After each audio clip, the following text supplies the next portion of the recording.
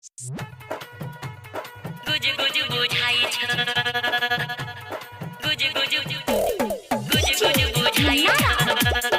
अभी आप सुन रहे हैं पुरसोलिया से सी म्यूजिक की प्रस्तुति presented by Lovely Films Entertainment।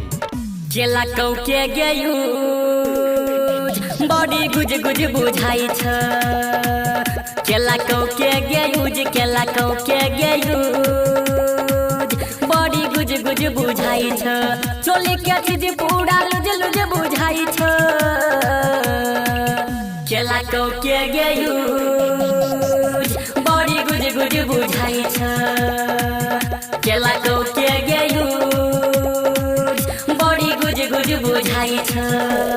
गुज गुज बुझाई अखन अपने सब सुन रहल छी लवली फिल्म्स के संसार प्रस्तुति गुज गुज बुझाई छ। अभी आप सुन रहे हैं पुरसोलिया से सी म्यूजिक की प्रस्तुति। 2016 के छेलौ जवानी गे जान के करा से तू जाके करे लही ने मान। 2016 के छेलौ जवानी गे जान के करा से तू जाके करे लही ने मन के ला जवानी के बेकार खा के छौड़ा भेलो फरार। पूछतौ ने गे तोरा की और रही जेबे गे तू कुमार। पूरा जवानी तो ऊपर भागई छ। केला कौ के गयू बॉडी गुज गुज बुझाई छ। केला कौ के गयू बॉडी गुज गुज बुझाई छ। गुज गुज बुझाई Presented by Lovely Films Entertainment। गुज गुज बुझाई छ गुज गुज बुझाई छ। पहिया छेलौ जवानी गे कनी फूलल या बुला गई छौ देखै में घुलल घुलल।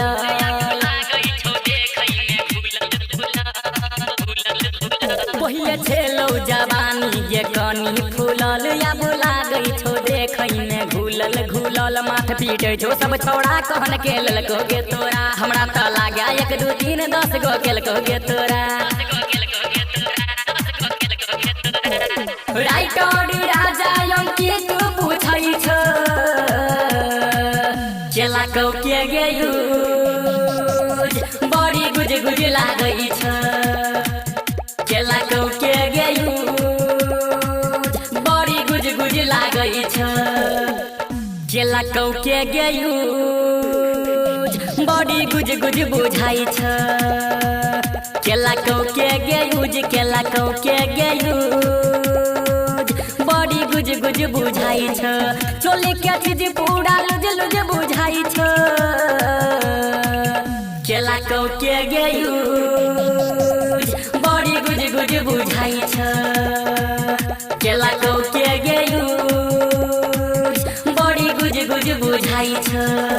Mix by DJ Saroj बिरसरिया।